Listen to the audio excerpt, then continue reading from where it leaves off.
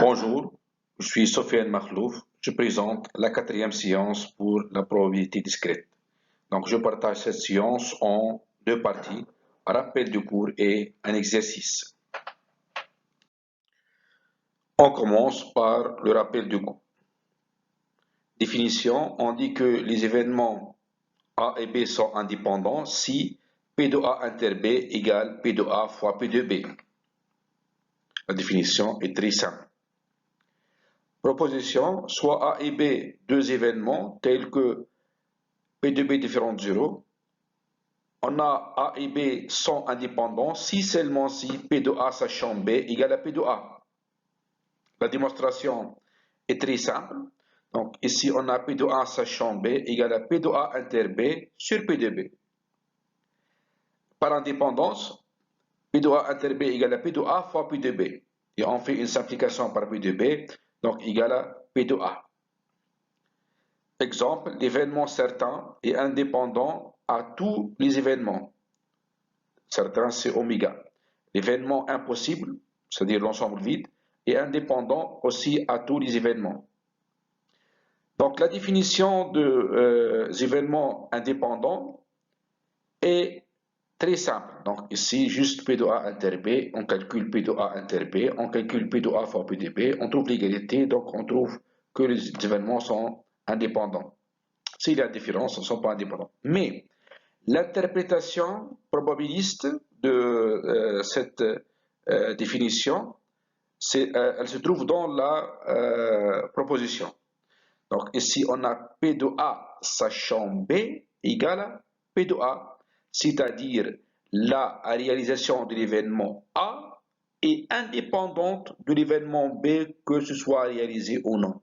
Ok, ça c'est la définition et l'interprétation probabiliste à l'indépendance. Donc définition, soit I appartient à I, une famille finie ou d'innombrables événements. On dit que AI est une famille d'événements 2 à 2 indépendants si pour tout IJ appartient à I carré, I différent de J implique que P de AI inter AJ égale à P de AI fois P de AJ, c'est-à-dire AI et AJ sont indépendants. Donc indépendance 2 à 2.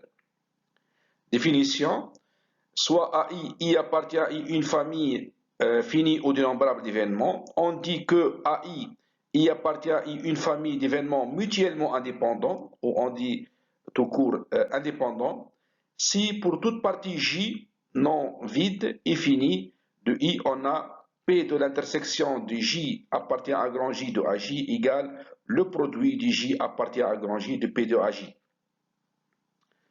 Proposition, si on a AI appartient à une famille d'événements mutuellement indépendants, et si pour tout I appartient à grand I, on pose BI égale à AI ou AI bar, alors BI I appartient à I est une famille d'événements mutuellement indépendants. Donc par exemple, si on prend A et B, exemple simple, A et B, deux événements indépendants, ça nous donne que A bar et B bar sont indépendants. Aussi, A et B bar sont indépendants. Maintenant, la différence entre indépendants ou 2 à 2 indépendants. Donc, si on a mutuellement indépendant ou indépendant, donc c'est la même chose, ça implique qu'on a 2 à 2. Il suffit de prendre les parties à deux éléments. Mais si on a 2 à 2, une famille 2 à 2 indépendants, ça n'implique pas que la famille est mutuellement indépendante. Exercice, soit un espace probabilisé, soit une famille d'événements mutuellement indépendants. Premièrement, montrer que P de la réunion de n appartient à grand N de AN égale à 1 moins limite lorsque n tend vers l'infini de produit de K égale à 0 à N de P de AK. Deuxièmement, on suppose de plus que pour tout n appartient à n, P de AN différent de 1. Montrer que P de la réunion égale à 1 si seulement si la série sigma de Ln de P de An bar diverge. Petit b, montre que la série sigma de Ln P de An bar diverge et si seulement si la série sigma de P de An diverge. Donc ici, pourquoi on a P de An différent de 1? C'est pour avoir P de An bar différent de 0 pour appliquer le Ln. Donc il faut voir pourquoi on a supposé pourquoi on a fait cette hypothèse. On corrige l'exercice. Donc, première question, montrer que P de la réunion de n appartient à grand N de An égale à 1 moins limite lorsque n tend vers l'infini du produit de k égale à 0 à n de P de AK bar. Donc, si on sait que la réunion, donc le bar de la réunion, composé de la réunion de An, égale l'intersection de An bar. Donc ici, par le corollaire du théorème de continuité monotone, on a P de l'intersection de n appartient à grand N de An bar égale limite lorsque n tend vers l'infini de P de l'intersection de k égale à 0 à n de AK bar. Maintenant, on a An est une famille d'événements mutuellement indépendants. Donc les An bar sont aussi mutuellement indépendants ou indépendants tout court. Donc P de l'intersection égale le produit de P, de AK bar.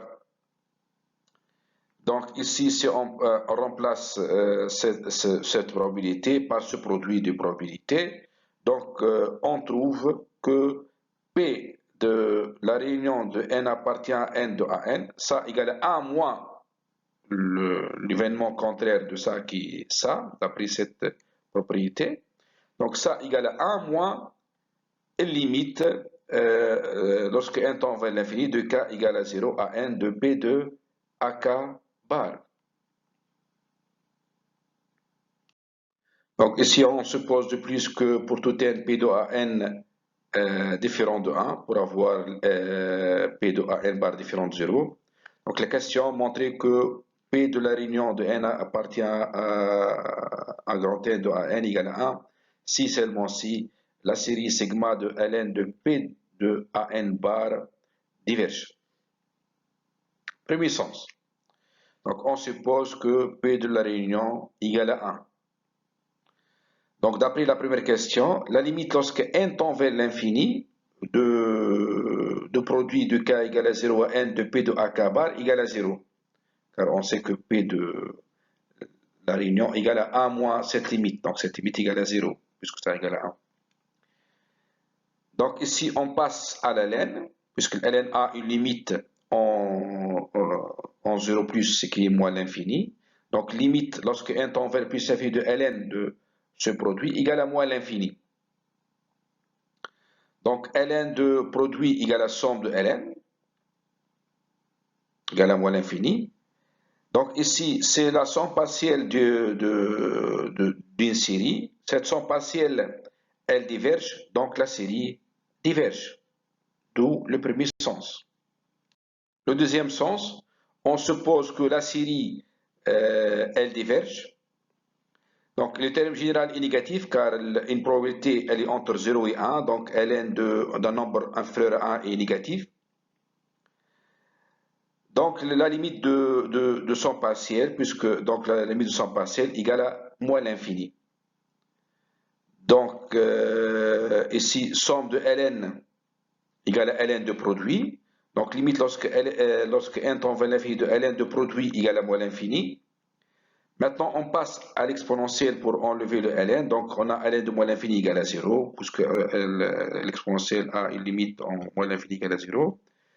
Donc, limite lorsque n tend vers plus l'infini de ce produit égale à 0. Donc, d'après la première question, la probabilité P de la réunion de An égale à 1. Conclusion, on a P de la réunion égale à 1 si seulement si la série sigma de Ln de P de An bar diverge. Question B. Montrer que la série sigma de Ln de P de An bar diverge si seulement si la série sigma de P de An diverge. Premier sens, on suppose que la série sigma de Ln de P de An bar diverge. Donc, on va tester la divergence de cette série. On a deux cas se présentent.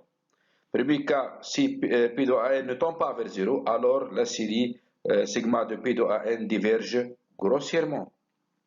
Deuxième cas, la suite P de An tend vers 0. Alors, par le complémentaire, moins ln de P de An bar égale à moins ln de 1 moins P de An, équivalent à P de An, car cette quantité tend vers 0. Donc, puisque cette série diverge, donc la série de ce terme général diverge, donc la série somme de P à N diverge. Deuxième sens, on suppose que la série somme de P de An diverge. Aussi, on a deux cas ici. Donc, si la suite P de An bar ne tend pas vers 0, alors la série diverge grossièrement. Deuxième cas, la suite ln de P de An bar tend vers 0, puisque ln de A égale à 0, donc P de An bar tend vers 1. Alors, P de An tend vers 0, car P de An égale à 1 moins P de An bar.